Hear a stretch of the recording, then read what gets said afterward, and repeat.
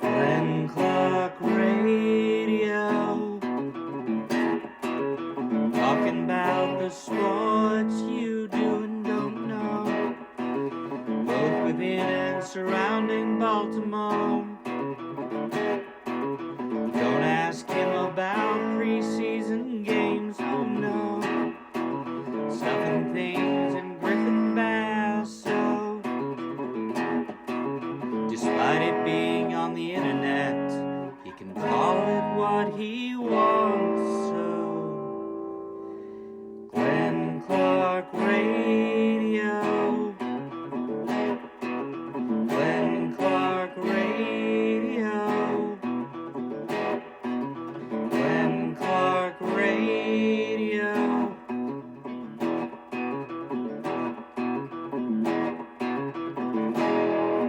Duke sucks.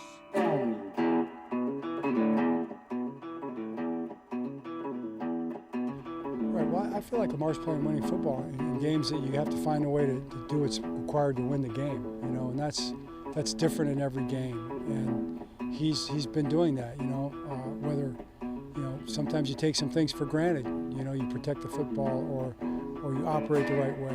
You know, or you get us down the field. I mean, we've had some key drives at the end of the game, second half and fourth quarter, that have been game winners for us in offense. So it's like, well, you know, you may be referring to, you know, quote unquote gaudy stats and things like that, but how about the fourth quarter stats? You know, I think Lamar's got a 144 quarterback rating in the fourth quarter when the game needs to be won, and that's when these games have needed to be won in the last 3, 4, 5 weeks. So that's probably the most important stat, and so that's what I see.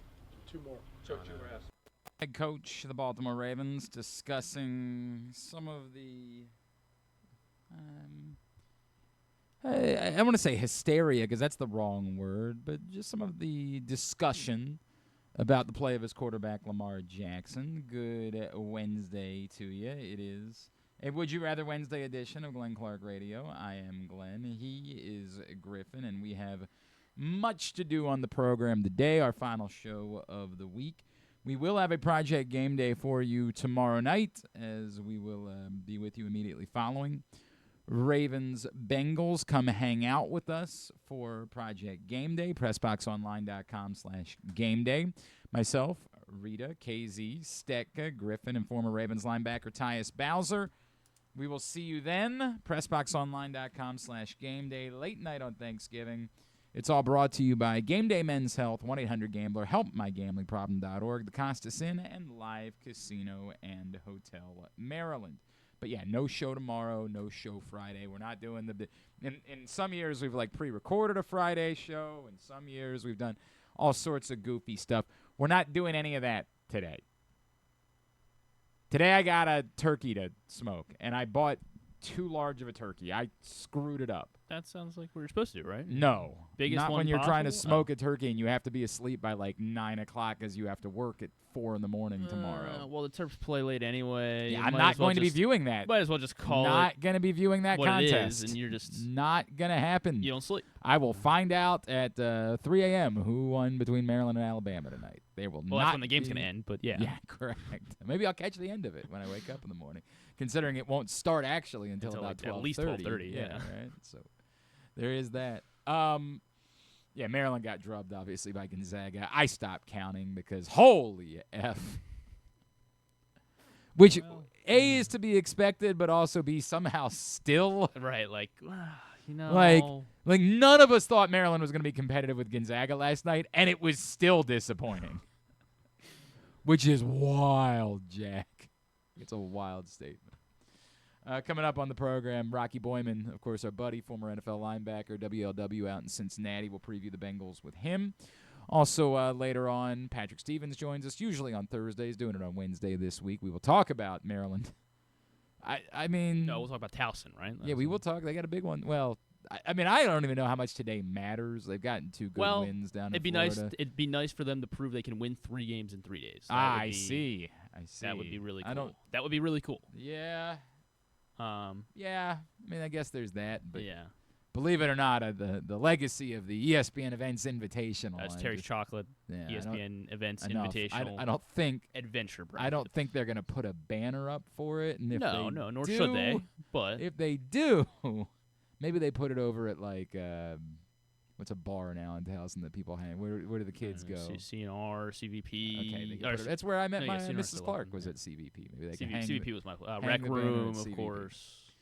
But yeah, we'll talk to Patrick about all that, and also we'll make Green our Turtle in picks. about a year probably. Then when Yeah, it probably will reopens. be another one. You're right. Almost certainly we'll go right back to it. They're going to close this one and just get into the another part of the one street or all of another a sudden. alley or something. Yeah. Like somehow this one's where the over by the movie theater because everything closed over there. I don't know. That's the way it'll go.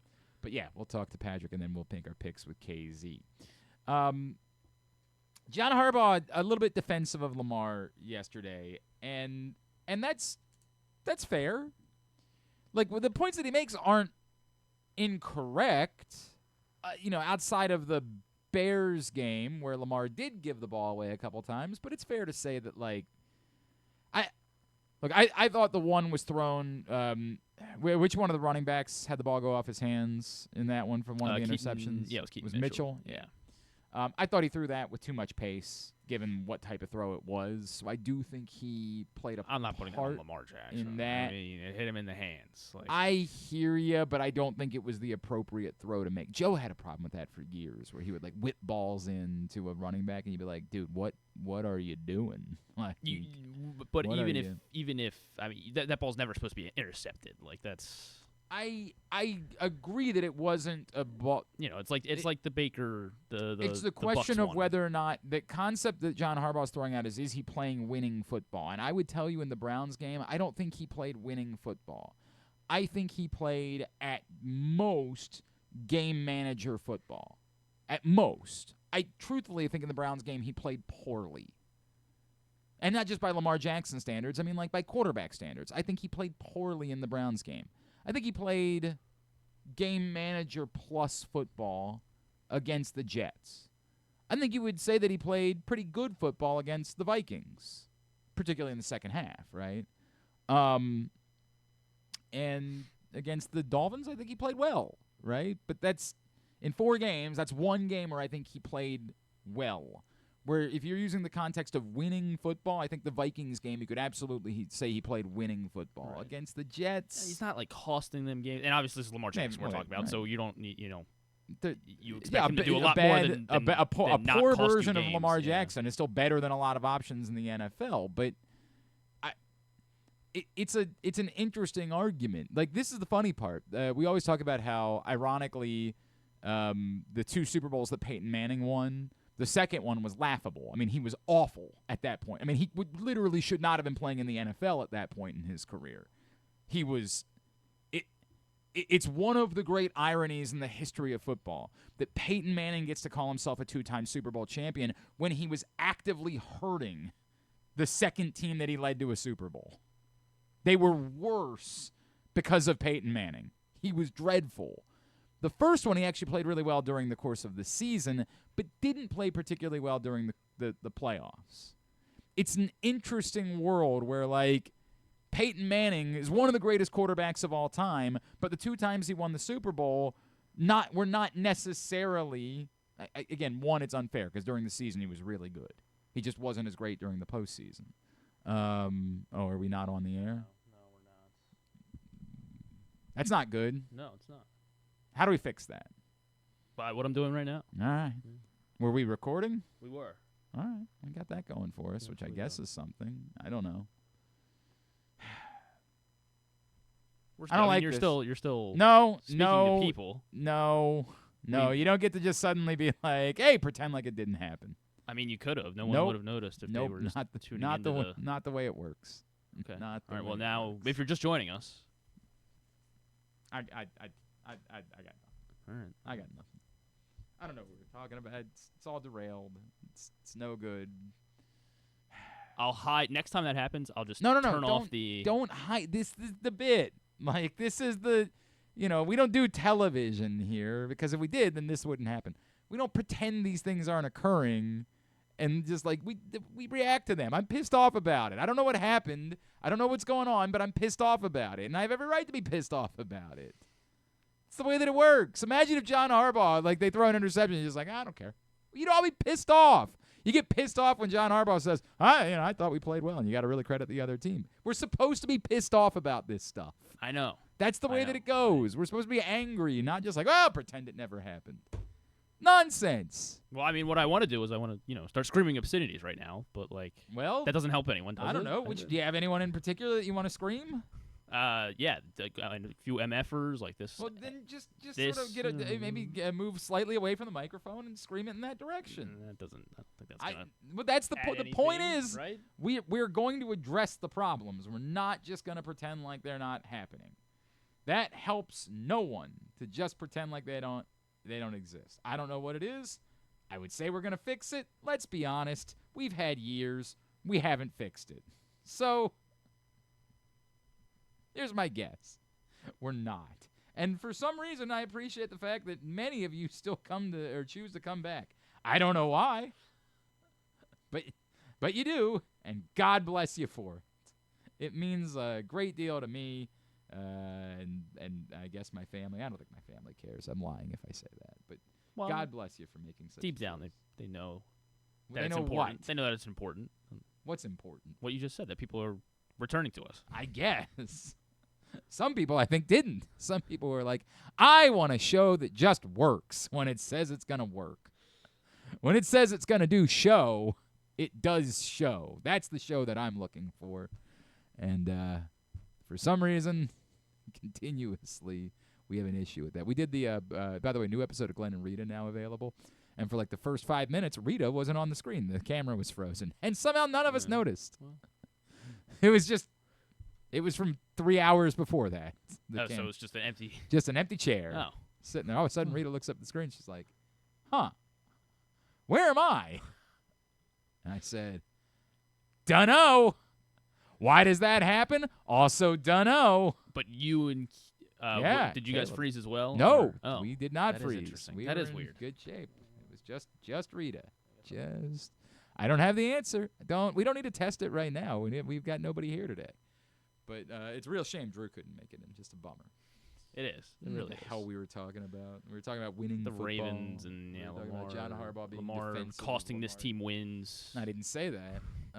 They've won all the games, and John Harbaugh says he's playing winning football, and I think there's an ounce of truth. I think there's partial truth to it.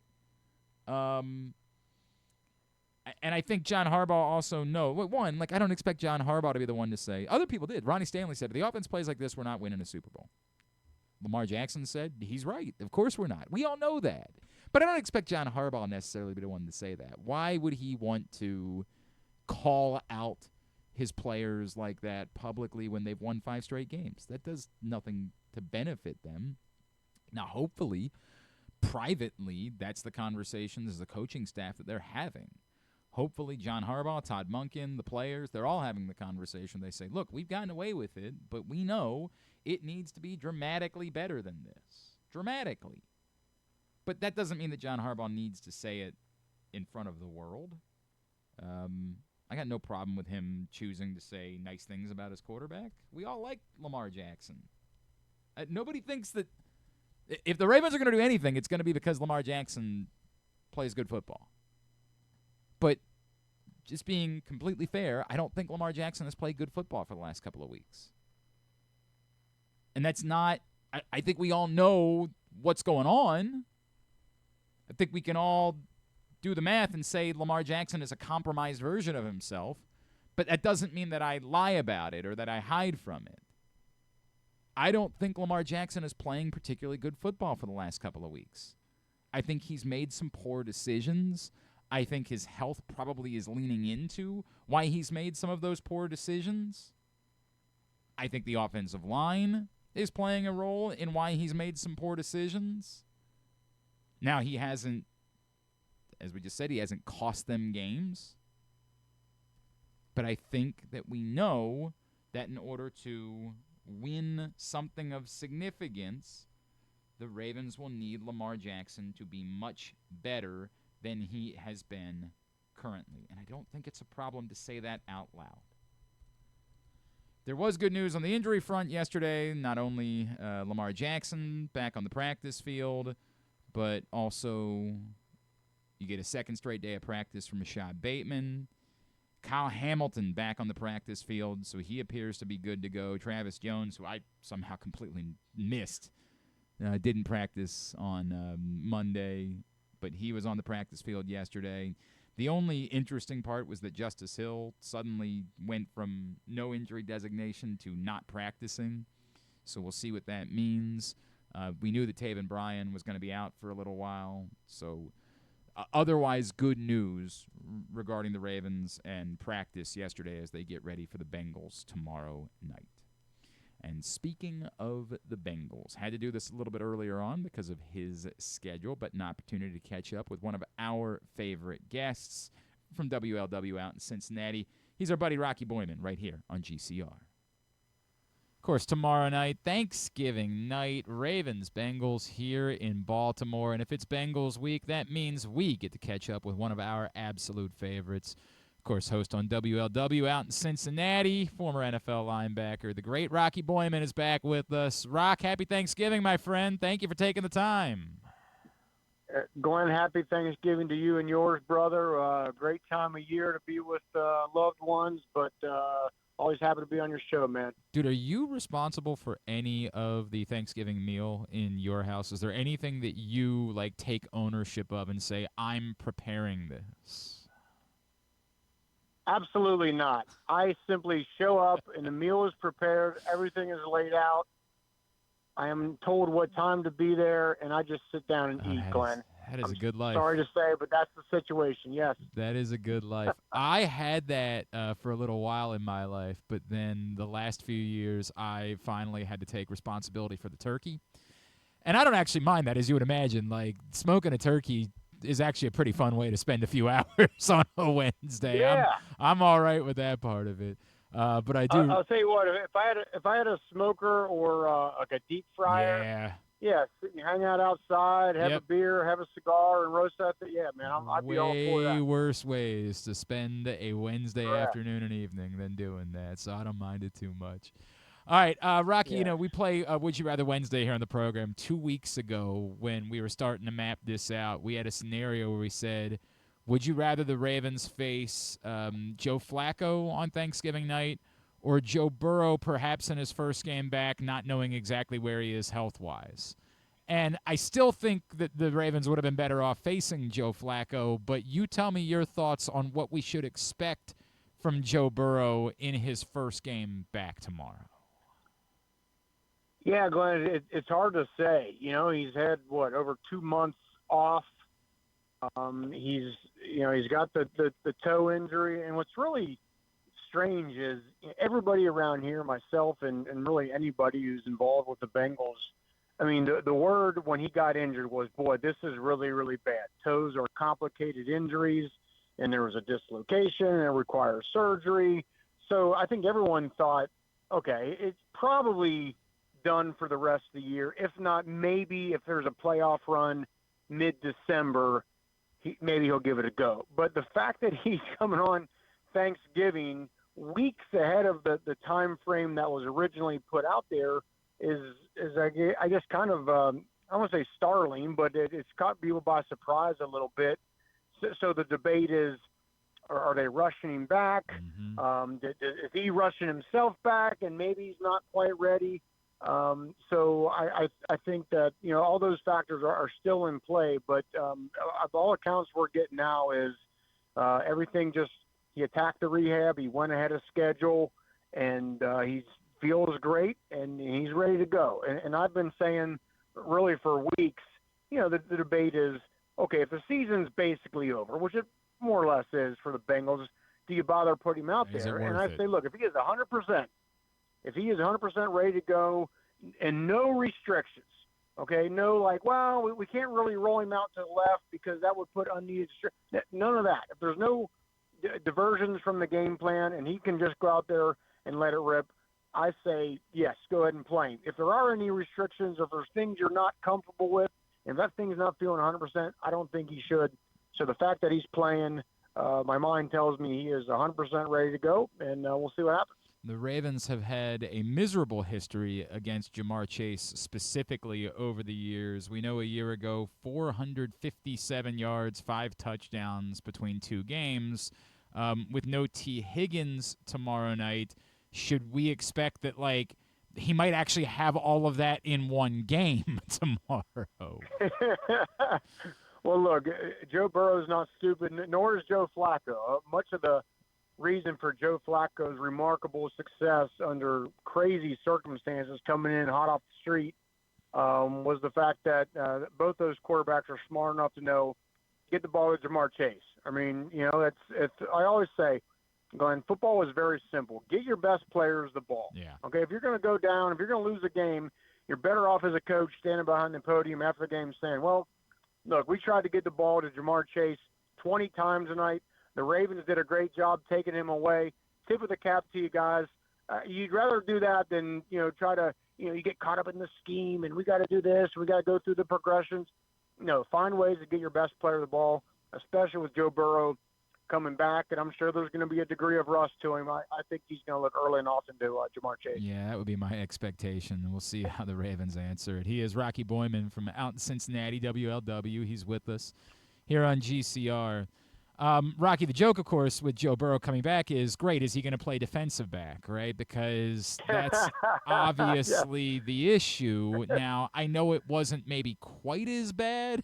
I guess if the bar is really low, then perhaps we say it wasn't quite as bad against the Patriots. The Ravens have had, actually, oddly, a lot of offensive problems in the last couple of weeks. They're just 5 of their last 14 in the red zone in particular.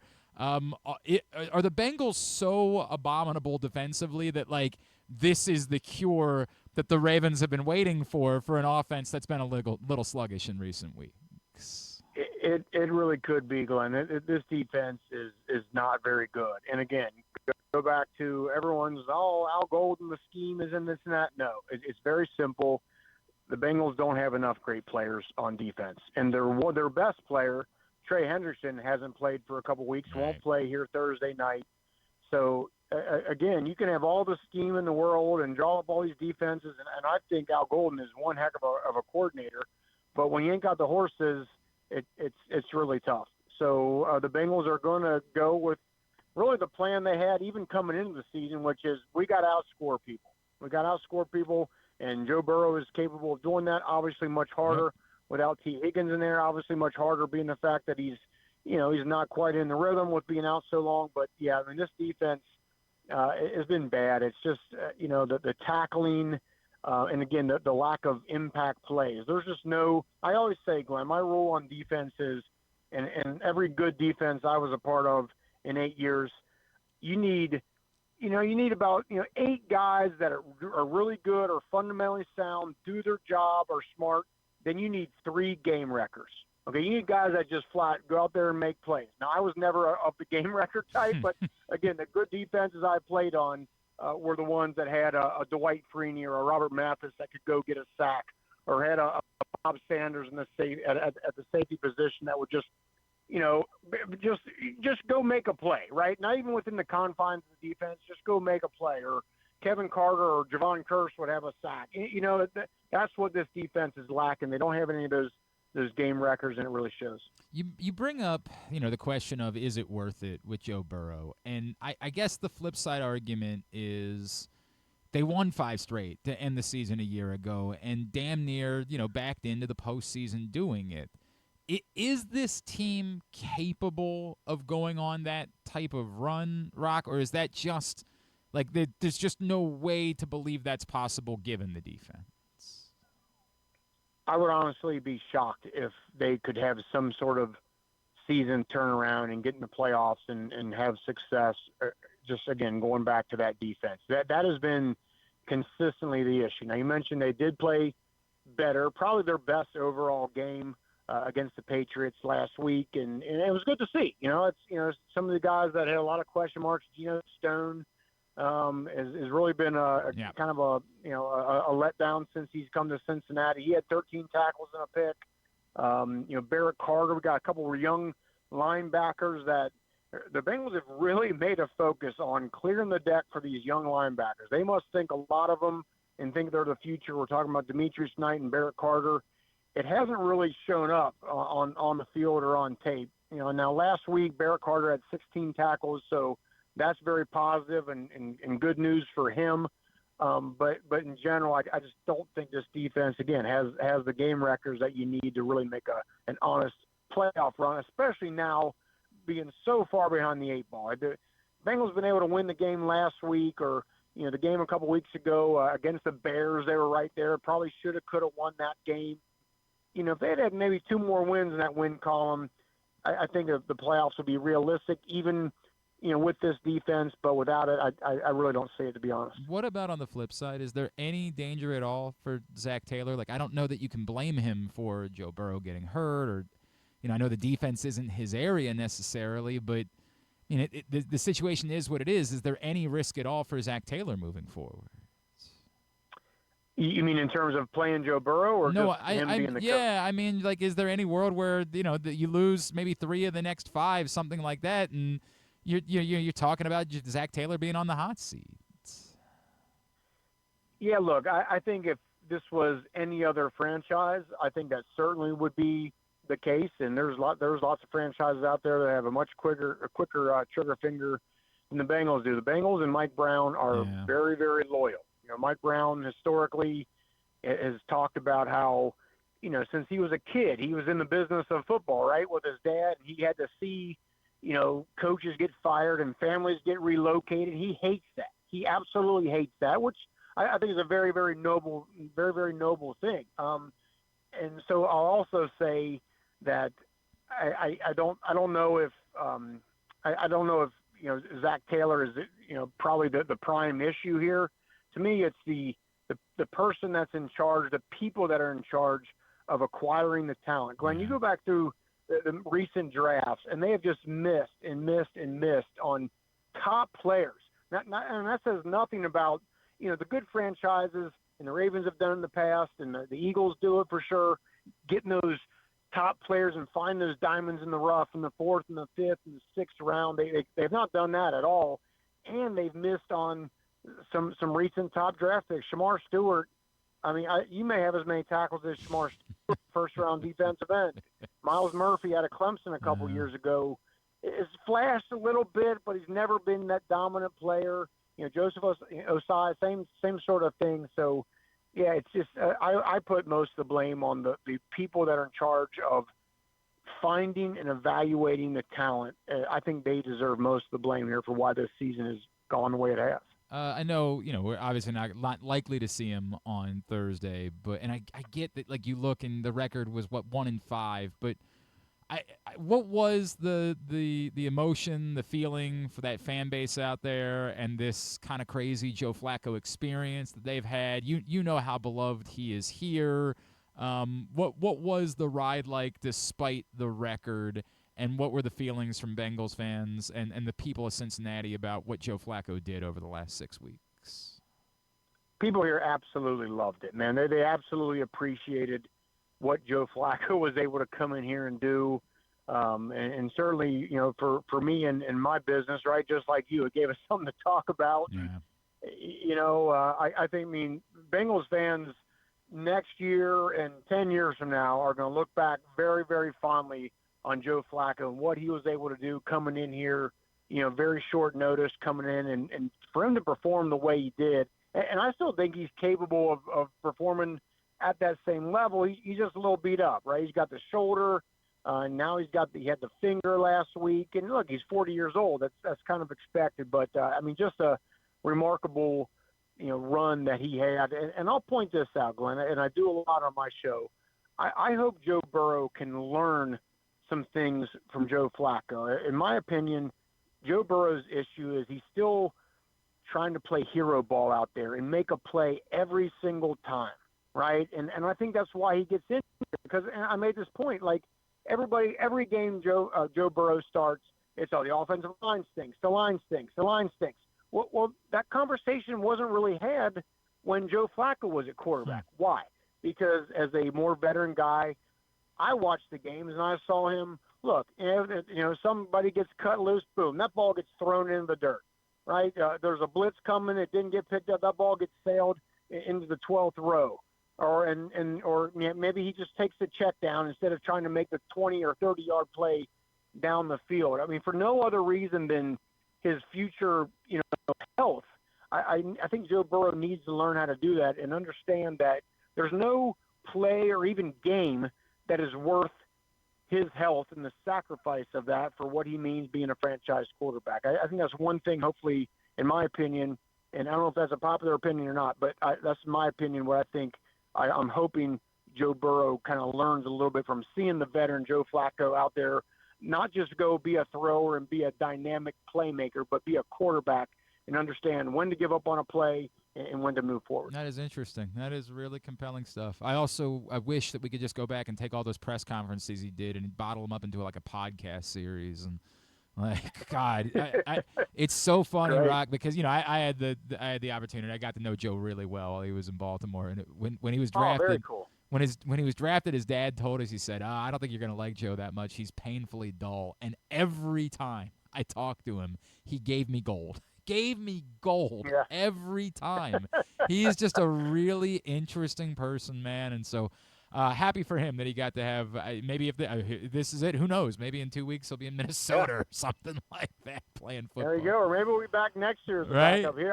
Who knows, man? But good for him for just staying in shape and staying mentally into it and having a really great moment here late in his career. At Rocky Boiman 50 is how you follow him. Did I see it's Florida State for you this week? Yes, sir. I got the big rivalry game now. Both. Yeah, not both teams right. Are having, Yeah. Not the ones of years past, but still a compelling matchup. You got. Florida came into the season with so much hype and so much hope, and DJ Lagway is the unquestioned starter, and they changed some things on defense, and they're playing some younger guys. Had a lot of it, and it just, coming off a 4 wins last year to end the season, is like, man, this team's going to roll, and it just hasn't gone that way. And for Florida State, kind of almost the, same thing, coming off a horrible year, but then game 1, they beat Alabama 31-10. And even now, Glenn, their offense is like in the top of the ACC and some offensive categories in the top 5 in the nation. I mean, they offensively, they are great, in big plays out of Castellanos, the quarterback, but, a lot of turnovers and some things on defense. So it'll be very compelling, though, I think, just to see how each team desires to finish this season and then bump into next year. It's Saturday, 4:30 on ESPN2 for that one. Rocky, appreciated you having me on your show yesterday. Thanks, as always, for doing this today. And we'll look forward to chatting again in a couple of weeks, all right? Glenn, you do a great job. Always a pleasure being with you. Thanks for coming on my show. And, yeah, man, we'll do it again here in a couple of weeks. That's Rocky Boiman from out in Cincinnati. Appreciate him taking the time for us. All right, we continue along here on a Would You Rather Wednesday edition of the program. The scenarios are up at Glenn Clark Radio on Twitter, on Blue Sky, and on Facebook. And I don't know if it's just because people are off work today. I don't know what's going on, but a slow response, so that might improve your chances of winning a Flock Yeah t-shirt just by getting in for Would You Rather Wednesday today at Glenn Clark Radio on Twitter, Facebook, and Blue Sky. Turkey Bowl tomorrow, Calvert Hall and Loyola, 10 a.m. over at Towson. And, of course, semifinal weekend in the state high school playoffs. Find out everything you need to know by going to countysports.zone. It's proudly sponsored by your local Toyota dealer and buyatoyota.com, countysports.zone. Lots of college hoops. Biggest week of the regular season, arguably, in college hoops. Maryland gets pummeled by Gonzaga last night after beating UNLV on Monday. Towson now 1 win away from claiming an MTE title down in Florida. Joining us now to talk about that and more, he is our friend Patrick Stevens, Washington Post, Blue Ribbon, at Discourse D1S Course is how you follow him. Patrick, good morning, sir. How are you? I am well, Glenn. How are you? I'm all right. It's weird because I don't think anybody on the planet thought that Maryland was going to be terribly competitive with Gonzaga, and yet, I don't know, still somehow it might have been a disappointing performance because it was Like 3 minutes where they played, and then otherwise, yeah. I guess the question for me, Patrick, I still don't think it's likely that Maryland finds their way into the NCAA tournament this year. But if they do, how much did UNLV matter, and how much maybe does tonight against Alabama matter if there is a world in which they're competing to get into the NCAA tournament? Well, I don't think UNLV matters much because I think that's a mid-pack Mountain West team at best. That's a team that's basically in almost the exact same spot as Maryland is, except a step down with a first-year coach and the roster that almost entirely turned over and all that. So they're going through some of the same stuff Maryland is. If you're Maryland, I don't know if you feel good that you're catching Alabama after it had two pretty good, one really good and one pretty good offensive performance the last 2 days. But obviously beating Alabama would help. At the same time, there's really no sign that Maryland is a team capable of keeping pace with a team that has that kind of an offense. I mean, just being realistic. And so when you look at a game like last night, I mean, Gonzaga is a better team than Marquette. Gonzaga is a better team, I think, than Georgetown. Certainly Georgetown, now that one of its bigs is out for the next month and a half or so. So, you try to look at that and you say, well, what does that really tell you? And what it tells me is that any sort of high-end offensive team in the Big Ten is probably going to have their way with them, which, again, there's nothing really new surprising there either, right? Like Purdue, Michigan, Illinois, maybe a Wisconsin, maybe a Michigan State.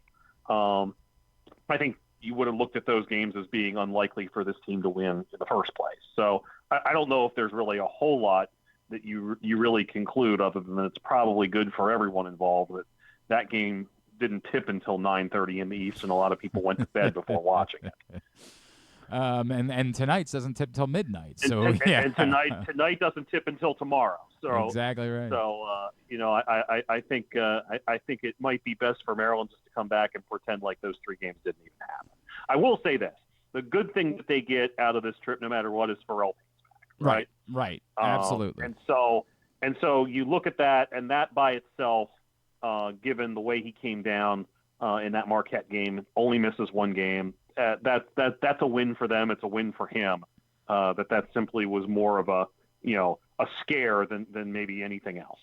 Down in Kissimmee, Florida, 2 really nice wins for Towson. I don't want to oversell that. I don't want to make it seem like suddenly they're gonna have a shot at getting like an at-large bid or something. It's just 2 nice wins. And you might know that my producer Griffin, he is a massive Towson fan, and to him he's like, today kind of matters because I just like to see that they can prove that they can win 3 games in 3 days. Something they've had kind of a problem doing. Well, I would point out, by the way, that their real issue has been winning the second game. That's right? true. That's fair. And so I thought yesterday was the big obstacle to get through.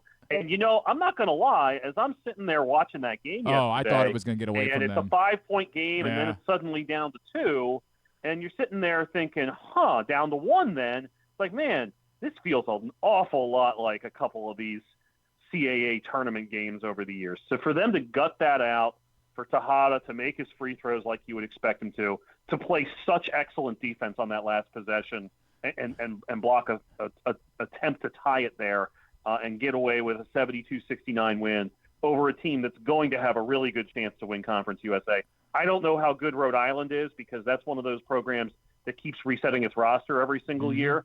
So I think that I don't know if I take too much from that, but also worth noting here is that Towson went out and was playing a team that, it's funny, Richie McKay obviously worked for Tony Bennett and whatnot. You don't necessarily think of those as like really crisp offensive teams, but you look at what they did early in the season, getting into the high 80s and 90s a bunch, to play a game that kind of reined them in a little bit. I thought that was a really good sign too. So definitely curious to see how Towson does today against a UC San Diego team. New coach from last year, they obviously were really, really good and have obviously gotten off to a pretty good start this season as well. They did everything right defensively down the stretch yesterday except for one really insane foul. Really? There were definitely a couple head scratchers in there where it's like there's a point where maybe you don't want to try quite this hard on something. No doubt about it. Staying on the local front from this week, Patrick, I actually have all the crazy things. I watched a little bit of Coppin State Rider for some reason last night. Okay. Coppin State gets a road win over anybody before MEAC play, I think is notable for them. Anything else worth discussing on the local front? Well, first of all, I do want to go ahead and kind of expound on that a little bit. That is only the second road win in Larry Stewart's tenure at Coppin State. They won at Eastern Shore last season. It's their first road non-conference victory since beating Loyola back in December of 2002. So, I think if you're Coppin, that I don't want to say that makes your non-conference season, but it kind of does because you would had the victory over the non-1 last week. You get your doors blown off at VCU. And this was really one of the more manageable games you were going to have prior to conference play, and they got it done. So good for them. I saw Morgan State last night, and they did not have a very good start. We're down 21-6 pretty much right out of the chute. Came back to make it interesting, could never claw the lead back. That's 5 losses in a row for the Bears, and they still have a fair bit of work to do. As much as I like Elijah Davis, the senior transfer from Bowie State, and Alfred Worrell from Southern Miss had a really good game too. But they've got a lot of work to do, and now they're off for a week and a half before they take on Longwood. So that's a couple things certainly locally that are worth mentioning. I would also a couple other things. Mount St. Mary's having a ton of injuries right now. After that overtime victory or overtime loss to Maryland, they did not play well on their road trip to Western Michigan and Ohio State. Really shorthanded. And they'll come home and get back-to-back home games Saturday and Wednesday. Howard coming in to Knott Arena, and then Wednesday Sacred Heart for their conference opener. And finally, I'll point out Navy starting a MTE today down in North Carolina. They're coming off an 86-70 victory. I got to look at them on Saturday against NJIT. And I thought the big thing in that game, besides Aiden Kehoe making some free throws, which was just a huge development for a guy that's really struggled there over the years, was getting a really good game from Jordan Pennick, who had started much of last season, was coming off the bench most of this month. He had 17 points. They really need him to be able to at least be a guy that's some kind of a threat scoring-wise, whether he's starting or not. And they got a little bit, they got the chance to see that. 17 on Saturday. He'd only had 10 over his previous 4 games combined. That's big, no doubt. It's Patrick Stevens at Discourse. That's how you follow him. He's with us here on GCR. Obviously, when I say on the national front, there's like a million things to talk about this week. I guess I start with, now, did they offer you money to try to say nice things about the Vegas tournament, or did you get left out of that offer at this point? No, look, it is clearly whether it's good or bad, and probably by the tone of my voice, you're kind of guessing where I'm at on that. It's a sign of the times, right? Like, people want to make money. And you can make some money going out and doing that. Now, do I quite understand how? I got lots of questions about that. There's nobody at the games, right? There's nobody at the games. Like, all these ticket packages are silly expensive. I don't know how appealing Vegas is for Thanksgiving week, but then again, me. Like, I don't think there's Vegas not a is week where you're ever going to be. Yeah, that is not my wheelhouse. Yeah. So I do think that you've got to come, if you're going to continue this, you've got to come up with like a real tournament format. And they don't really have. And the idea that I saw being thrown around last night was the idea that they were going to make it like a 3-week event where you go for a week, then other teams would go for another week, and then like winners from those 2 weeks would come back for a third week. I'm like, campus games. How in the world does any of this work? Yeah, I mean, it would actually make more sense if you basically set it up so that you had sort of pool play on campus. Yes. Right. Okay, like let's say you had 4 pool games the first 2 weeks of this thing, and then you go out there and you play 3 more. or something, and that essentially takes up your entire it sends November. you to whatever bracket you're going to be in, right? Correct. Like if you win your pool games, you can go into the top bracket. If you lose them, you still go to Vegas. You just go into a lower bracket, something like that. Yeah. So I mean, imagine you have. They're talking about 32 teams, yes. right? So you have 8 pools of 4. Maybe that's not the best number. Actually, I'm trying to think here what would work. I'm just doing this on the fly. But maybe it's a deal where, you alternate whether you get 2 home games one year, 2 road games the next, or maybe there's a however you do it, right? Like you figure out a way to make that work. And then all of the first place teams in the pools advance to like the first place bracket, second place, third place, fourth place bracket. And you have 4 8-team brackets once you get out there, and you play 3 days that way. But I don't think anybody in that business is seeking my opinion as to how to actually make this thing work. It feels like it's worth talking about what Jacoby Gillespie is doing at Tennessee. Well, I think we saw last year in College Park that Gillespie was pretty good. And frankly, I know that Derek Queen was the first team all-conference guy and Gillespie wasn't.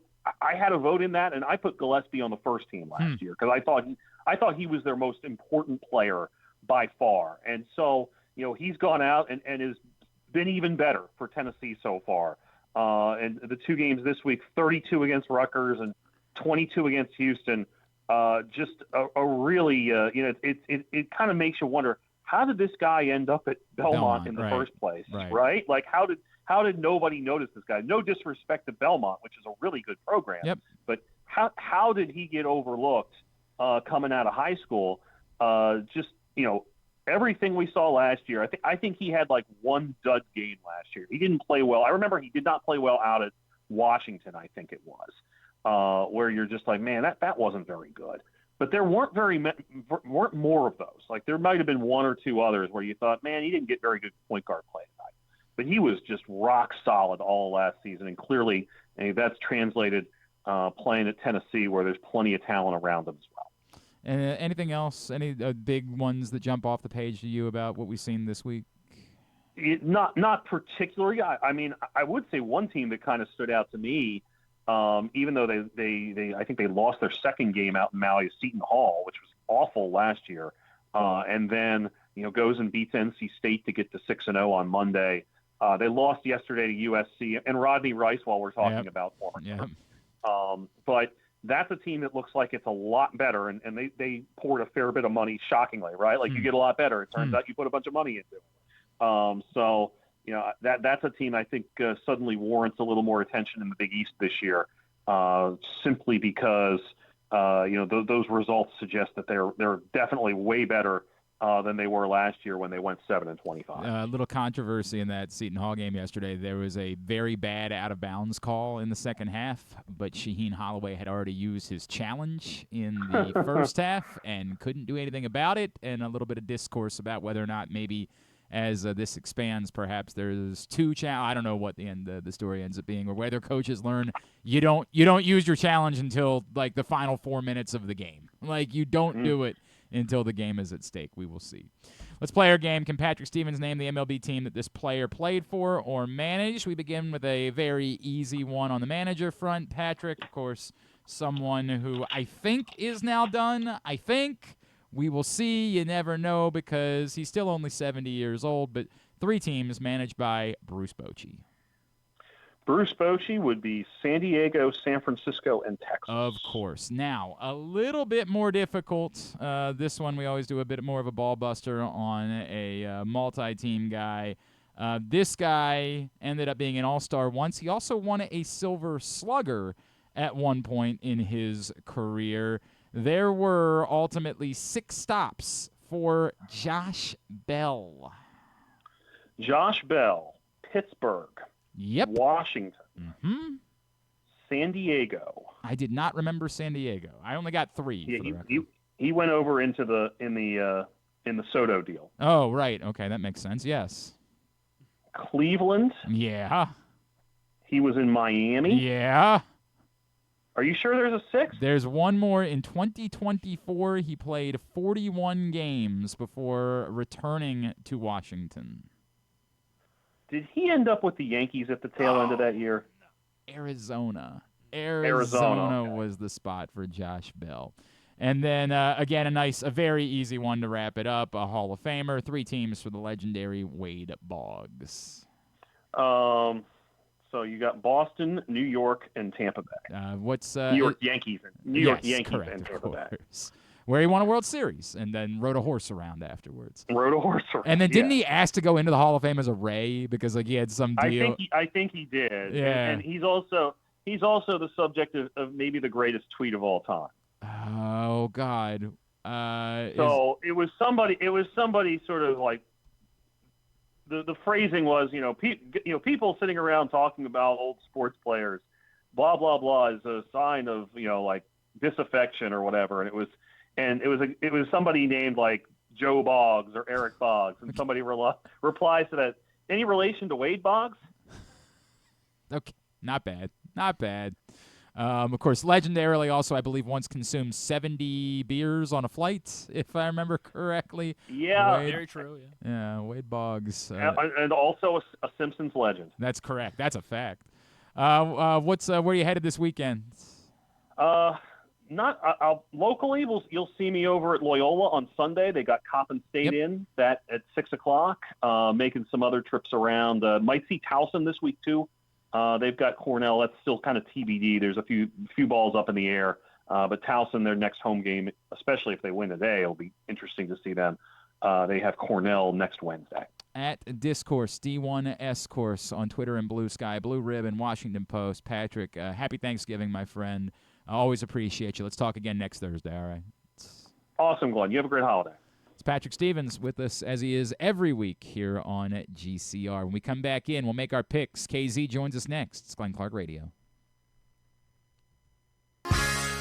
The weather's getting cooler, so when you and your family are picking out a place to dine, be it lunch or dinner, let's make it nice and easy. Now, with 2 great locations, the Costas Inn remains your #1 destination. Whether you want to get steamed crabs and the full Costas menu out at the original location at 4100 North Point Boulevard, or sample the complete menu minus the steamed crabs at the new location above the grandstand at the Timonium Racetrack, Costas is your place to go. Check out the website, CostasInn.com, for a look at the menu, and if you want to plan that crab feast, call 410-477-1975. The Costas Inn.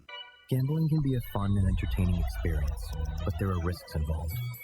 If you're planning on betting on the game at the casino or on your phone or computer, know your limit, stay within it. Set a budget and a time to stop. Remember, gambling isn't a financial solution, and it doesn't mix well with alcohol or drugs. Know the risks and have a plan before you begin gambling. For free and confidential services, call 1-800-GAMBLER 24/7 or go to helpmygamblingproblem.org. The latest edition of Press Box is available now. On the cover, Don Marcus profiles new Maryland Athletic Director Jim Smith, breaking down the challenge he faces in his new role and the unique background he brings to the job. Also inside, Brandon Schwartzberg takes an in-depth look at Orioles outfielder Dylan Beavers. And we meet college basketball players from all the programs around the state before the season gets underway. Press Box is available for free at over 250 locations throughout the region. And starting this month, you can find us at Baltimore area High's Dairy Store locations. Plus, you can read the entire issue online at PressBoxOnline.com, where you can also find great betting advice and the best daily coverage of the Orioles, Ravens, and Terps. Get ready to hit the ultimate holiday jackpot at Live Casino during the live action $1 million giveaway. Every Friday through December 26th, we'll draw 25 lucky cash winners, but only one winner each Friday will advance to the final rounds on December 26th, where you could win $1 million in just 3 spins. Come make your million, only at Live Casino. At Erndale Mills, must be 21. Please play responsibly. For help, visit mdgamblinghelp.org or call 1-800-GAMBLER. Feeling sluggish, unfocused, or not like yourself? It could be low testosterone. At Game Day Men's Health, we specialize in testosterone replacement therapy to help men boost energy, improve mood, and regain confidence. Our treatments, including testosterone cypionate, are safe, natural, and tailored to fit your lifestyle with weekly injections or pellet therapy. Get started today with a free testosterone test and feel the difference. GameDayMen'sHealth.com. Game Day Men's Health, where men reclaim their game. Contrary to what some people believe, I actually like this guy when he sleeps. Glenn Clark, talking sports. All right, back in here on GCR as we continue along on a Would You Rather Wednesday edition of the program. If you missed Stan the Fan Charles, Luke Jackson, and Andy Koska of the Baltimore Banner talking to Orioles this week, you can find it, Facebook.com/PressBoxSports, YouTube.com/PressBoxOnline, or PressBoxOnline.com/video. As always, Stan's Show is brought to you by the Costas Inn and the all-new Costas Inn, now open in Timonium at the Grandstand, where they're hosting an event with Rick Dempsey coming up in just a couple of weeks, December 11th. 1983 World Series MVP Rick Dempsey will be hanging out from 6 to 8 p.m. For pictures and autographs at the Costas Inn in Timonium. So make sure you get there to see Rick Dempsey. John in Little Rock, remember when the night before Thanksgiving? It's still what it is. It's Blackout Wednesday. Going out? You're going out tonight? You're getting ripped. It's Blackout Wednesday. What do you? Got to be awake at 3 a.m. First of all, that ended for me years ago. I'm always the guy. This is the problem now in my life is I'm always the guy that signs up for working on holidays because I do not go out any longer. So I'm like, no problem. I'll work these holiday mornings. And so I'd done them at the other radio station for the last few years. And then when I get over to BAL, they're like, hey, you certainly don't have to, but we were wondering how you felt about holidays. And I'm like, you don't realize I have no problem working holidays because I don't go out anymore. All good. You want me to do the morning show on Thanksgiving? No issue. And they said, great, you're in. Now, this was before I was informed that you had to be awake at It wasn't 6 a.m. It was like when I would roll in over there at 5:58 to do the morning show, which is still earlier than at the old station. Like, of course, Drew and I would roll in at about 6:03 or so.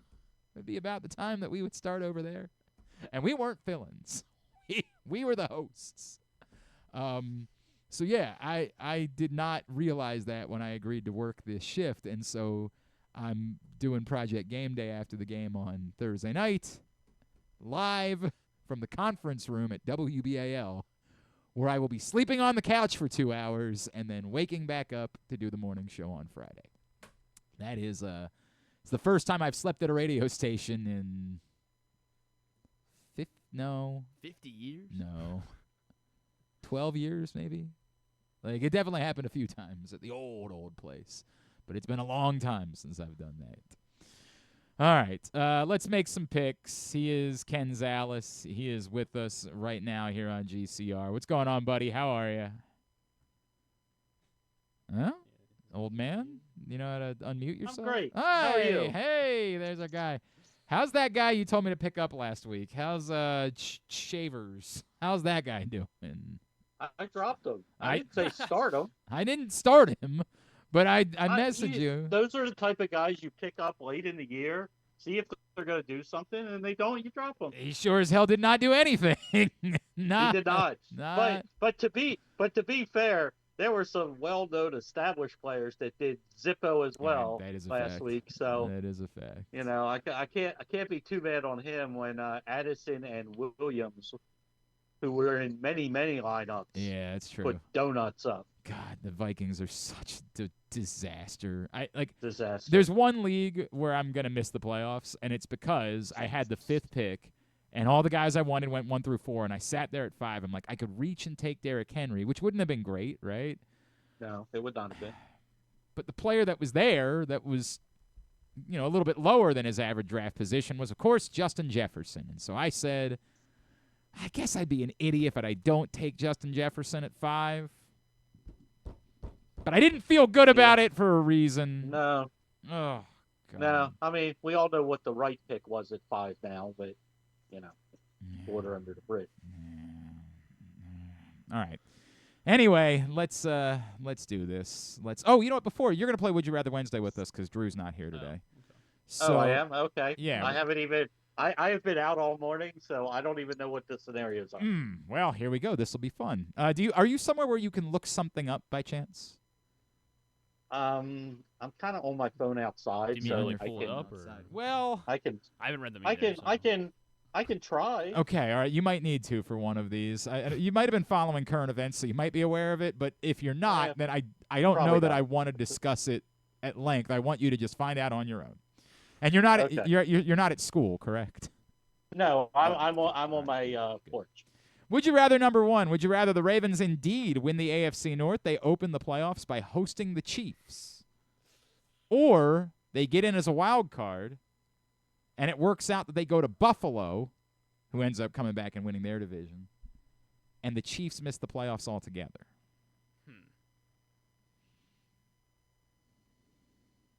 That's a good one. One of your better ones. You know. Normally your scenarios suck.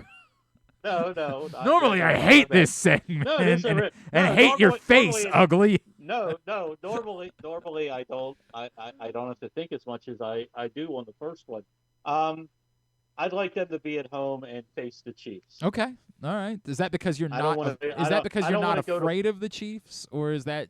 One, I'm not afraid of the Chiefs, and two, going to the playoff, going to Buffalo in a snowy situation possibly isn't really what I want the Ravens to do with how they're playing right now. Okay. So I'd rather than be at home and face a team that really doesn't stretch the field and I don't think is that good right now offensively. Now, to be fair, but at that point they would probably be clicking again because they would have had to I'm sure they'll be great. They would have had to have overtaken the Patriots in order to do this. Yeah, whatever. I'm sure some wide receiver that used to play for them will come back at 35 years old. They got Brandon Cooks now, baby. What are you talking about? Like Cooks. Difference so, making Griffin? I'll probably, not because I'm not afraid of the Chiefs. I am afraid of the Chiefs. But I think, you have to have a home playoff game. Like, if they fall to the wild card, that means they probably limped in, and so something doesn't look right. Or the way I said it is the Steelers got hot. Okay. Okay, that's what you said. I guess I didn't say that. That's what I meant to say. I don't expect that to happen. I don't expect that to happen. But in this scenario, it is, Griffin. I would stop. God damn it! I would think something happened with the Ravens then that they're playing terrible, and the Steelers just kind of figured it out. That means they lost one, maybe both of the Steelers games, and to your point, that means Buffalo's playing really well. So I would take the home playoff game because it means they're playing better at least. So I'd have more hope that they can somehow defeat the Chiefs. A lot of keep the Chiefs out so far. A lot of that so far. Number two, would you rather the Orioles trade Kobe Mayo to land Twins ace Joe Ryan? Probably start throwing another piece or two, but basically Kobe Mayo's the prize. Or they got to hold on to Mayo because he's going to be the middle of the order bat that they need for years to come. Oh, I love Kobe Mayo, but I'll see ya. Wow. I mean, we got a billion people that can play first base, so. So no, I think Mayo's going to be a really good. I like what I saw September from him, sort of figuring it out, like a lot of the other young guys that we've brought up over time have been doing. But if you're going to bring me Joe Ryan, hey, sign me up. Yeah, I'll take the pitcher as well. It's, all right. I hope Kobe Mayo's a great player. It'd be great if he's a great player here. But the Orioles need a pitcher, and I don't have great confidence that they're gonna sign any of these top 3, 4, 5 guys that are free agents. So I will take I'll take Joe Ryan. It's coming in heavy on that, by the way. Coming in heavy on. Go ahead and trade. When Casey said this is one of your better ones, he was not referring to that. Thank you. Appreciate that. And number 3, this is the one, Ken. Are you? Okay, I'm ready to Google something. There's some current events recently. They're related to our current director of health and human services. I don't know if you're familiar with his work, Mr. Kennedy. He cured Yeah, I know. He's cured the one that the something ate his brain or something. Yeah, there is a brain worm involved. He apparently. He had a bit of I guess it was a digital affair with a journalist, and there was a term that America is learning about involved with this digital affair. The term is felching. Are you familiar with the term felching? Felching? Felching. CHING. Yeah, that's the one.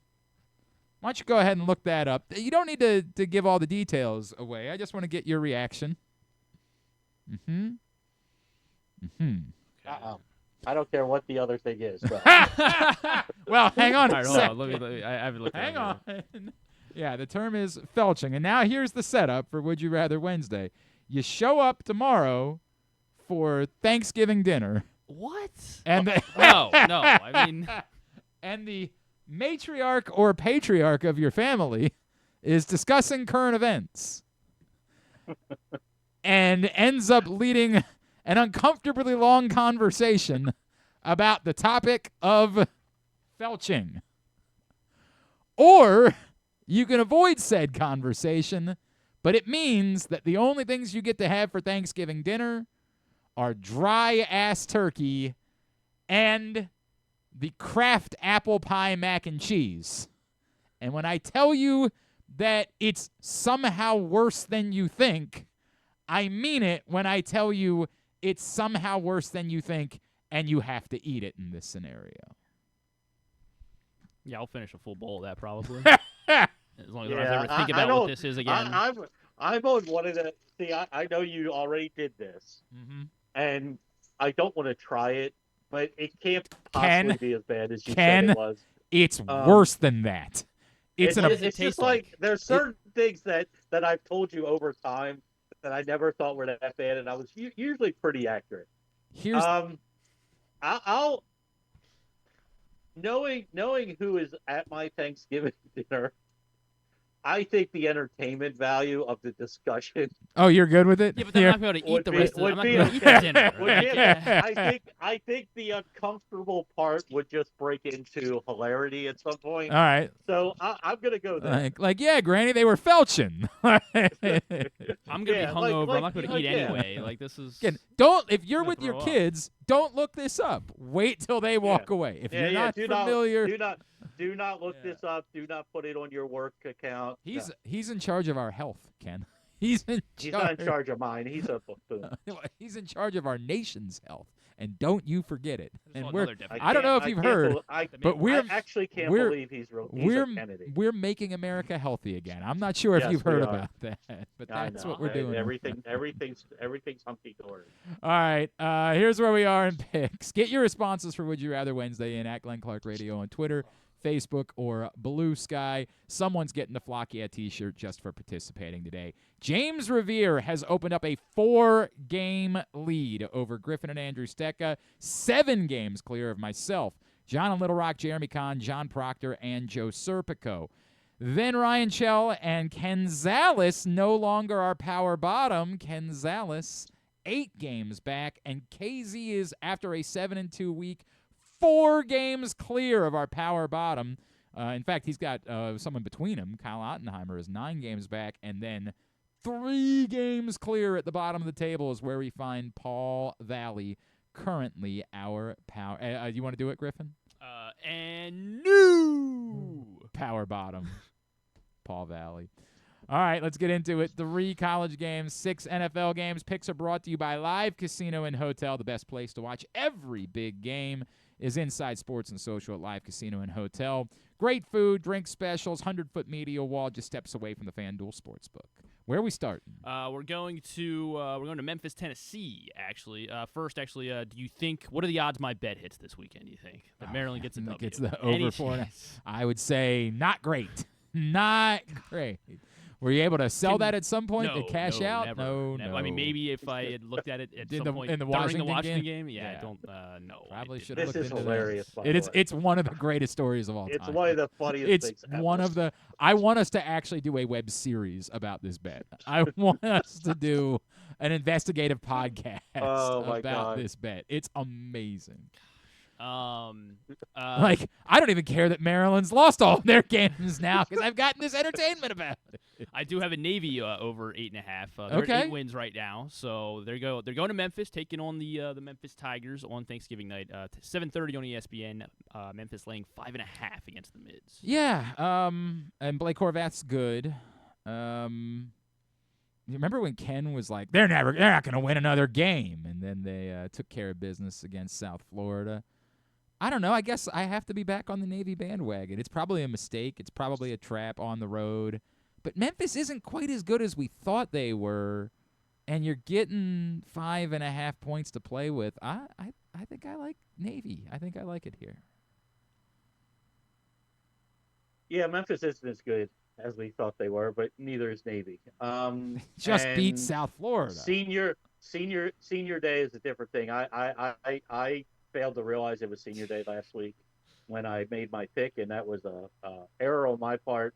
But it's not senior day this week for the midshipmen, and they're going on the road. I'll take the Tigers. Yeah, it would feel like it could be a letdown spot here for Navy. Obviously, a big win at home, but they had, the week. I guess it wasn't full 2 weeks, but a week plus, a week and a half off here to kind of get past that. And they are, it's a service academy, so those kind of spots don't typically prove too much. 2 weeks ago, Alex Golesh with USF was kind of one of the hotter names, and now that's very much cooled off here. All right. And now Ryan Silverfield, there's a lot of rumors that he could be up at Arkansas. And I think they're going to go ahead and make it back-to-back weeks where they keep a coach around a little bit longer because his name's not quite as hot afterwards. Let's go with Navy straight up here as well. Whoa. I'll take the Whoa. Mids. That means you only get the point if they win straight up.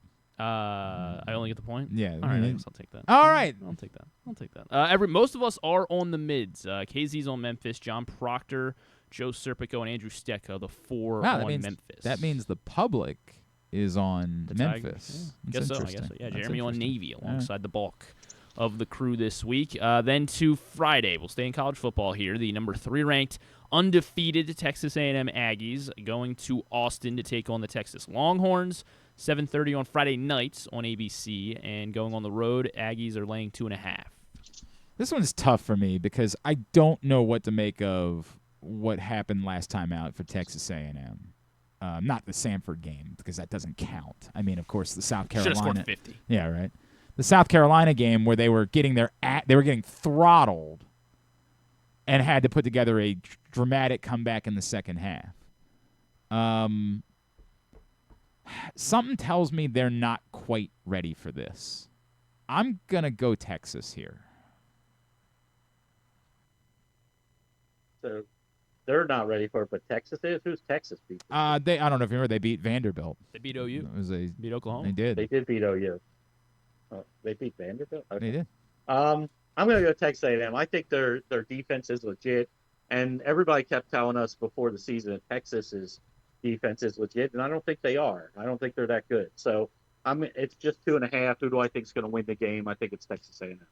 Yeah, I don't have a strong pull either way. The Longhorns have played the tougher schedule. They've played 3 playoff teams, and they have the 1 win over Oklahoma. And Vandy I didn't include in those 3 playoff teams, so you can make it 4 potentially. But A&M has only played the 1. They did beat Notre Dame, which was definitely a big win. I also have a Marcel Reed Heisman bet, so I'm just going to kind of hedge that here. There you go. I'll take Texas because again, it feels like I don't know. It just feels kind of weird here. Yeah, I will take Texas as well. Don't love agreeing with Glenn. When's the last time these teams? Because so they haven't played. Hang on a second. Last time they played. They hadn't played for years, and then did they play last year? I guess not. I don't remember. That's the thing. I feel like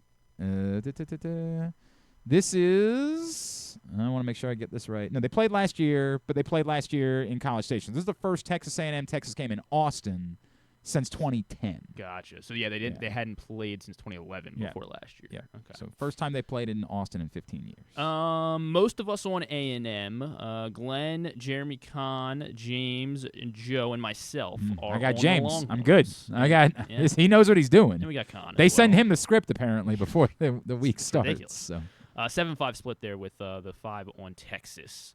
Then finally to the big game at the Big House, the number 18 ranked Michigan Wolverines. Game is at noon, and they are hosting Ohio State and getting 9.5 points. God damn it! They're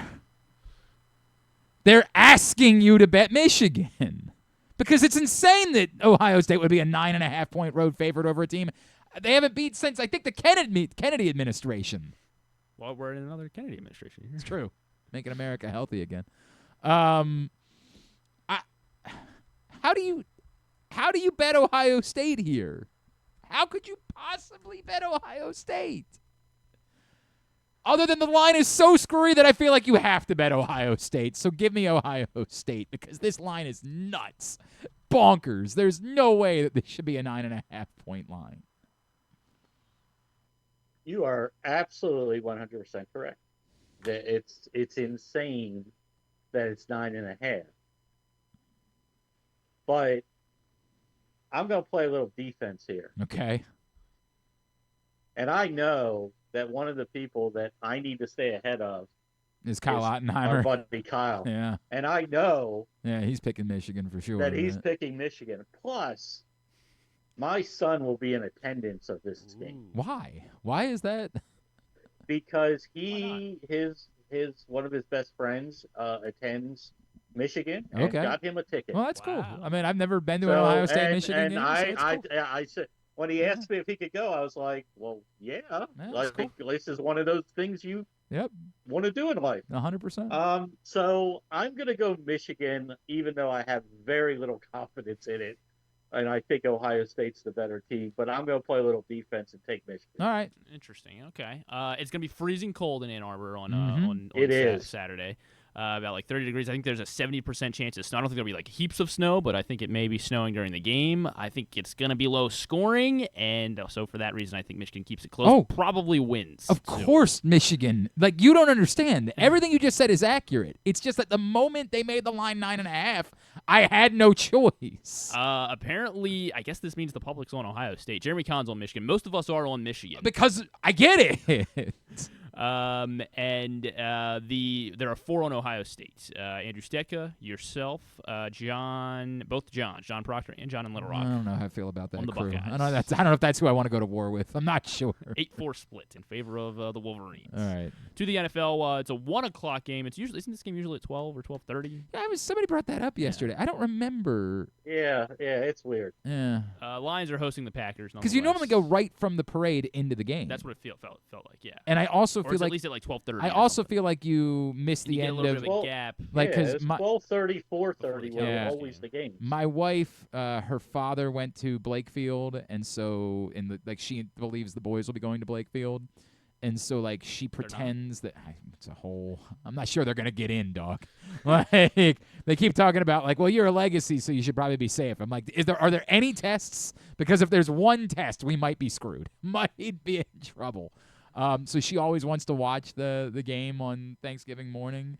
And, like, I feel like we always end up missing the end of it because it, like, bleeds into the start of the Detroit game. So I do think you're right about that. Okay. The Lions are laying 2.5 at it for a 1:00 kick against the Packers. The shortest week of the year that an NFL team can have is playing the first game. So there's an inherent advantage for Detroit in those situations. I'm not enamored with Detroit. They're a very confusing team to me. Like, we want them to be great. They are not great. But in this spot, because it's only 2.5, I just think Jahmyr Gibbs right now. Like, Micah Parsons can do a lot of things, but I don't think he can neutralize Jahmyr Gibbs. Like, Jahmyr Gibbs is on one at the moment. So give me the Lions. Yeah, I wish the Lions coach wouldn't be scared to like put points up on the board. Because he just never likes to kick field goals. No. Huh? No, he just wants to go for it on 4th down all the time. Every time, it's like it doesn't matter what the situation. He just goes for it. And he's got a pretty good field goal kicker. But I agree with Glenn. Like, really short week. Detroit playing at home Thanksgiving always seems like it's a good bet for me. So I'll take Detroit.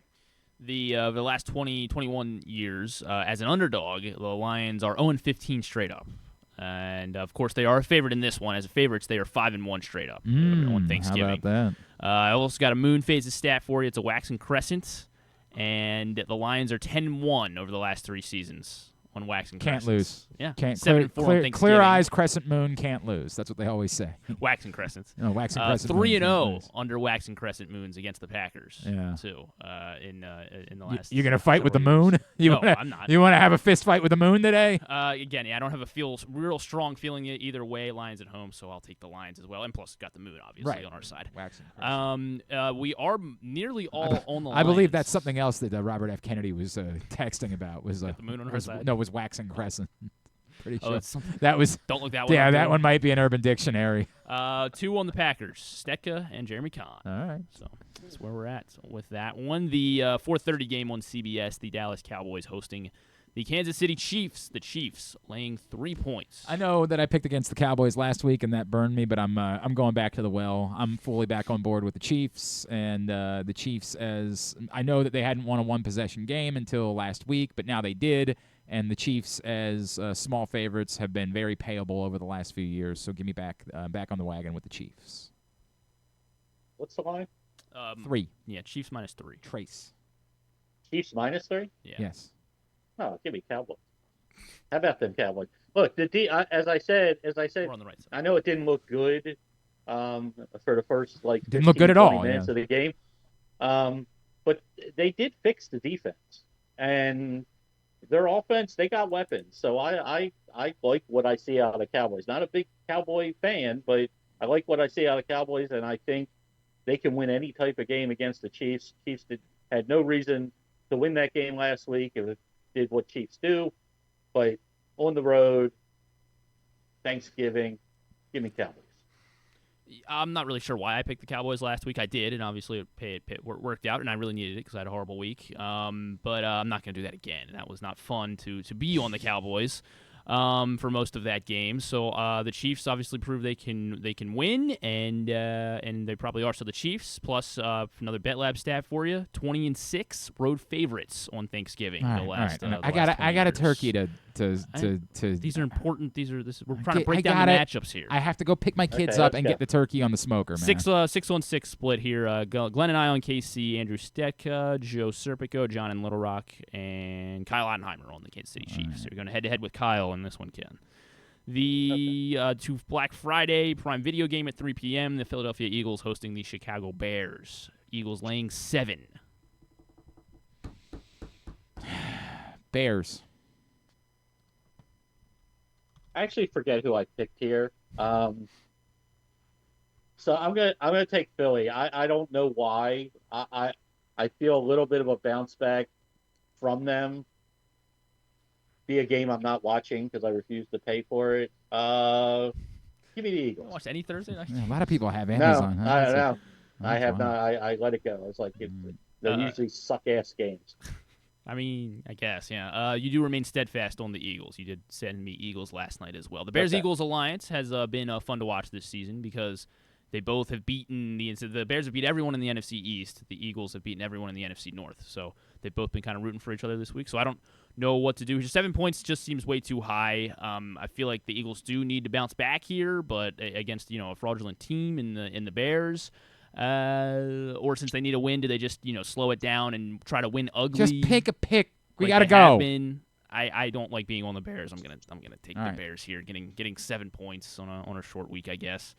We are 7-5 in favor of Chicago. KZ's on Philly. Kyle, Proctor, Jeremy Kahn, and James on the Eagles. So there you go. I guess that tells you who's going to win. God, it is good, Proctor. Maffa, Make America Felchi again. That's not bad. That's wanna not hear bad, the word. Proctor. Not bad. I don't want to hear the word anymore. Come on. Houston to Sunday. Houston Texans going to Indianapolis at 1 o'clock on CBS. The Colts laying 4.5 at home. Yeah, that's enough for me to bite on Houston. Their defense obviously is as advertised. I had been a doubter, but I'm gonna jump on board just because of the points. Like I know that I would bet they would win, but 4.5 points with that defense is enough for me to bite.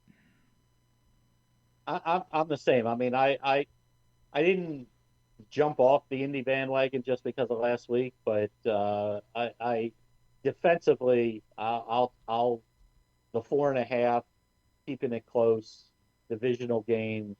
I'll take the Texans. I don't know if there's a stat on it, but I feel like that's not good when I agree with both of you. But I agree. The Texans defense it probably isn't. Not a great idea. Texans defense is definitely legit, so they're getting 4.5 points despite going on the road. I will take Houston as well. Four backers of the Colts: Stetka, James, Joe, and Ryan Shell on Indianapolis. Buffalo at Pittsburgh, 4:25 game on CBS on Sunday. Bills are laying 3.5 going into Heinz. Well, not Heinz Field. Doesn't this just feel like if the Bills hadn't lost last week, wouldn't we all be on the Steelers here? Like if Bills one, I feel like everybody would say this is the Steelers at home getting points. You're always supposed to take them in that spot. It's just that because the Bills lost, like suddenly I'm like, well, they're gonna get right, aren't they? But when the Steelers are home dogs, you're supposed to take them. Like that's the way this game works. So I'm taking the Steelers. I am not. I get it. I've been wrong every single time with the home dog and the Steelers, but something about the Bills coming off a loss. I know. I just, it seems like it's one of those like Ravens coming off of a bye. Yep. Type 100%. situations where I don't know what the numbers are. I'm sure I'm about to be told, but I like the Bills to bounce back, and I'll take that. I don't know. This feels like a Tomlin special here, where they beat the Bills for when they probably shouldn't. I'll take the Steelers. You said Steelers as well. Yes. I'm taking the Steelers, and hopefully I just continue to be wrong again about the Steelers games as well, and they end up losing. But Glenn and I both on Pittsburgh. Jeremy Kahn and Kyle Ottenheimer on the Pittsburgh Steelers in this one. Finally, to tomorrow night, Thanksgiving night, 8:20 on NBC. The Ravens laying 7.5 against the Cincinnati Bengals. Bengals. Like I get it, I do, but I don't think the Ravens are going to be as many offensive problems they've had. I don't think the Bengals can stop them because the Bengals can't stop anyone. Still, Jamarr Chase might be targeted 75 times tomorrow night. He might be targeted 175 times tomorrow night. The Bengals are going to score some points. It's enough for me to bite. Bengals. Joe Burrow coming back, hadn't played football in a couple of months, going to be rusty. Game plan's pretty easy to figure out. There's no T. Higgins, so you blanket Chase and make sure he doesn't catch 19 balls for 200 yards and a couple of touchdowns, and but can the Ravens score? Like we're not. I don't see the confidence. I don't have the confidence in the offense when it's 7.5. I'm going to continue to take points against the Ravens and say they win the game, but I'm going to take the Bengals. I am going to have to take the Bengals as well. More Thanksgiving numbers. Favorites of 7 or more, 25-10 against the spread. And you just took the Bengals. I know. It's too bad that those stats aren't in our favor. I'm going to take the Bengals. I don't feel good about it. It's a very weird way to... Here's this number that makes no sense to back up why it is that I'm... Well, the number makes sense. I mean, it's just a trend on Thanksgiving, short weeks here. I don't know. But you took the other team. I know. I'm saying I'm going against the trend. I'm saying I'm going against the trend. Normally when you make a pick, you give up with a number that backs the reason why you're making the pick. I know, and I'm saying I just disagree with I don't understand the trend. this. I'm saying I'm pointing out the trend that it Thank favors you. the Ravens. Okay. I don't care. Maybe the way that you present it, you do it the opposite know- way. You say something like, here's what this number says. Now, here's the reason why I don't like the number. I don't like the You number said 'cause what Joe your Burrow's pick was playing. and then said it as They if have you Jamarr were... Chase. You're not letting me. No, Griffin, you're not getting it. I'm not getting it. You're not getting it. You're not hearing me. No, it's probably me. Yes, It's probably I know. me. Well, now you That's a definitely good- can't hear me. You just took your headphones off. Well, you're literally 3 feet away from me. I can hear. And but that's a good point, KZ. You couldn't hear KZ. He's talking Lord. too. I'm taking the Bengals as well. KC said that I've got this number. It says the Ravens can literally never lose. So obviously I'm going to take the Bengals. Well, it means the do. That side could also be do as well. Right. What's everybody else doing? We gotta go. Most of us on Cincinnati. There are 4 backers of the Ravens: Stetka, Jeremy Kahn, James Revere, and Joe Serpico on the Baltimore Ravens. Very good. KZ, we will see you late tomorrow night.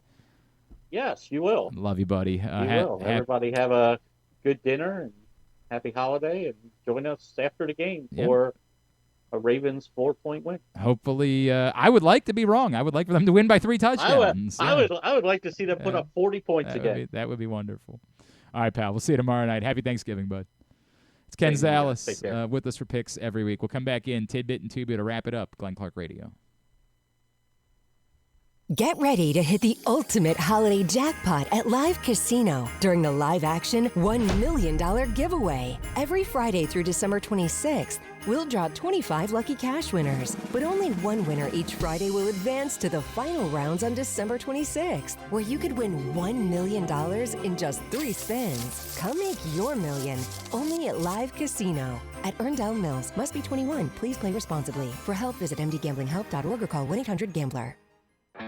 Feeling sluggish, unfocused, or not like yourself? It could be low testosterone. At Game Day Men's Health, we specialize in testosterone replacement therapy to help men boost energy, improve mood, and regain confidence. Our treatments, including testosterone cypionate, are safe, natural, and tailored to fit your lifestyle with weekly injections or pellet therapy. Get started today with a free testosterone test and feel the difference. GameDayMen'sHealth.com. Game Day Men's Health, where men reclaim their game. The weather's getting cooler, so when you and your family are picking out a place to dine, be it lunch or dinner, let's make it nice and easy. Now, with 2 great locations, the Costas Inn remains your #1 destination. Whether you want to get steamed crabs and the full Costas menu out at the original location at 4100 North Point Boulevard, or sample the complete menu minus the steamed crabs at the new location above the grandstand at the Timonium Racetrack, Costas is your place to go. Check out the website, CostasInn.com, for a look at the menu, and if you want to plan that crab feast, call 410-477-1975. The Costas Inn. Gambling can be a fun and entertaining experience, but there are risks involved. If you're planning on betting on the game at the casino or on your phone or computer, know your limit, stay within it. Set a budget and a time to stop. Remember, gambling isn't a financial solution, and it doesn't mix well with alcohol or drugs. Know the risks and have a plan before you begin gambling. For free and confidential services, call 1-800-GAMBLER 24/7 or go to helpmygamblingproblem.org. Looking for Baltimore's premier waterfront dining experience? Head to Nick's Fish House, located in the Baltimore Peninsula. Enjoy crabs all year long, plus happy hour Monday through Thursday from 3 to 6. Planning a celebration? From rehearsal dinners to corporate crab feasts, Nick's is the spot to make it unforgettable. And the fun doesn't stop there. Live music fills the air every Thursday through Sunday. Check out the full lineup at nicksfishhouse.com. Nick's, it's where Baltimore comes to eat, drink, and play by the water. Make the most out of every day in your Toyota RAV4. Available in hybrid or gas-only models. A RAV4 can get you where you want to go in style. Check out buyatoyota.com for deals on new RAV4s from your local Toyota dealer today. Coming back in here with Glenn and the other guy, Garrett, whatever his name is. You know who they are. Winding down for the week here on GCR. Don't forget we will have game day tomorrow night. If you haven't picked up the print issue of Press Box yet, it is available still for another couple of weeks with new Maryland AD Jim Smith on the cover. Great story from Don Marcus. Get it at your Baltimore area High's Dairy stores. Read it all, PressBoxOnline.com. Better be a good tidbit because I got to go. All right, I was going to do sack leaders since Myles Garrett's about to obliterate the sack record. Single season all time? Yes, there have been 11 guys that have had 20 sacks in a season. Garrett's sitting at 18 right now. Well, obviously, Michael Strahan. Strahan has the record at 22, or tied for the record here, 22.5. It's Mark Gastineau, right? Gastineau has 22. Because remember, he was really pissed off that Brett Favre laid down for... T.J. Watt, right? Yes, T.J. Watt tied Strahan a few years ago with 22.5 in 2021. I don't know who else is on this list. Those are the only. How many are there? There's 11 guys. 11 guys. Yeah. I'm just Julius Peppers. No Julius Peppers. Okay. How about Reggie White? Reggie White. Is that who had the record before Strahan? No, Gastineau had it. Yeah, right. Gastineau in 84. Yeah, Gastineau in 84 set it at 22, and he broke it. How about J.J. Watt? That's been the big one for a while. Yes, J.J. twice had 20 sacks in his 20. He had twice had 20 and a half sacks in his season. Reggie White had 21 in 87. Reggie White came close in 87 to tying Gastineau. Bruce Smith did not ever reach 20. He had 19 in 1990. Derek Thomas. Derek Thomas is on the list. 20 in 1990. Howie Long. No Howie Long.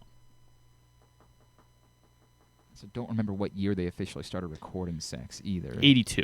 82. So, yeah, so that's... DeMarcus Ware. Yes, DeMarcus Ware in 2008 with Dallas had 20 sacks. Yes, 7. How about Lawrence Taylor? Yes, LT. 20 and a half and 86. John Randall? No. Jared Allen? Yes, Jared Allen had 22 in 2011. Dwight Freeney? What was Allen's last year? No Dwight Freeney. Robert Mathis? No. Jason Taylor? No. No Jason Taylor. Did you say no So there's another? Well, J? just because Lawrence Taylor. Oh, okay. I already got that one. How many more am I missing? We're missing... 9, so I'm missing 2. Yeah, unless I miscounted here. 1, Chris 2. Dolman. Yes, Chris Dolman had 21 and 89. R.I.P. So 2 more, sorry. So I guess I miscounted somewhere. Okay. I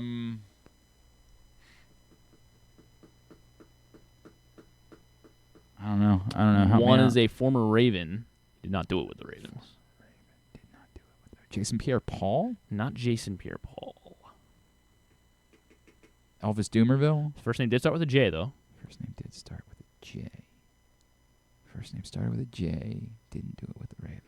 Oh, Justin Houston? Justin Houston Wow, I don't remember him having yeah, he had 22 in 2014 with Kansas City. Huh. And there's still one more? Mm-hmm. I don't know. Who? Give me something. He retired a few years ago, like recently, like Retired 2 years ago, recently. 3 years ago.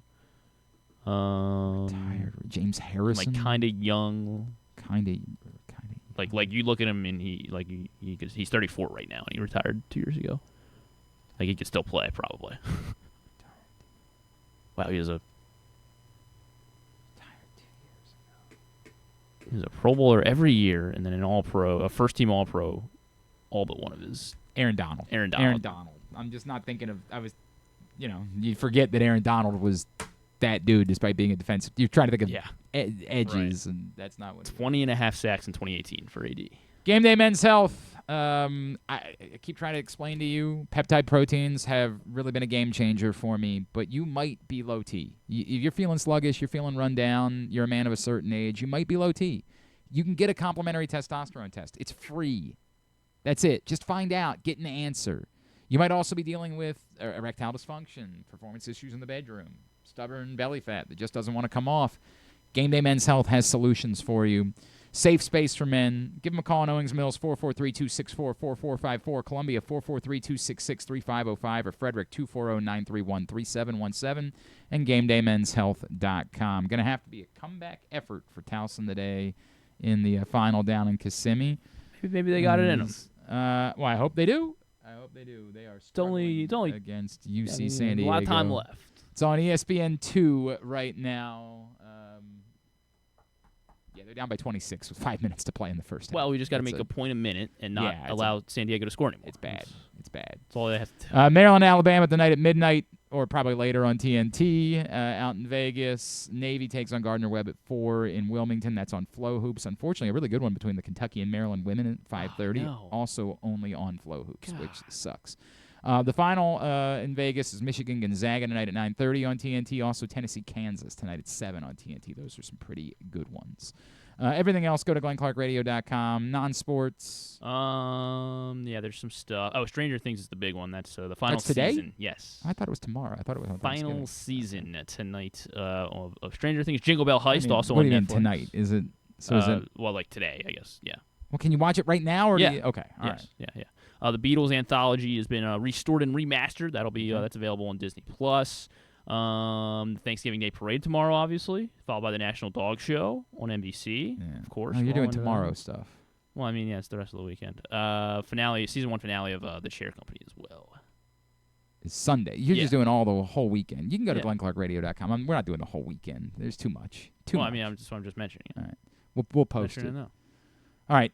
Thanks today to Rocky Boiman. Thanks also to KZ as well as to Patrick Stevens. We'll get it up in the greatest hits section of the Dennis Leary and Zoe Deutsch on Fallon. Tab at GlennClarkRadio.com. The SNL Best of Thanksgiving is tonight too. Oh, I do love those. 9 o'clock.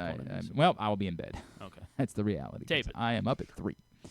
Don't forget, tomorrow night for Project Game Day after the game. We will be off tomorrow and Friday, but back on Monday. So come hang out with us for Game Day tomorrow night. Thanks, everybody at PressBox, all of our great sponsors and partners, including Game Day Men's Health, Nick's Fish House, 1-800-GAMBLER, helpmygamblingproblem.org, countysports.zone, your local Toyota dealer, buyatoyota.com, the Costas Inn, Live Casino and Hotel, your Baltimore area High's Dairy Stores. Thanks to Griffin at Griffin_Bass. Follow us, Twitter, Instagram, and TikTok, at Glenn Clark Radio. Have a great weekend. Happy Thanksgiving. Go Ravens, Navy, Maryland, local hoops, Towson. Yeah, by all means, Duke sucks.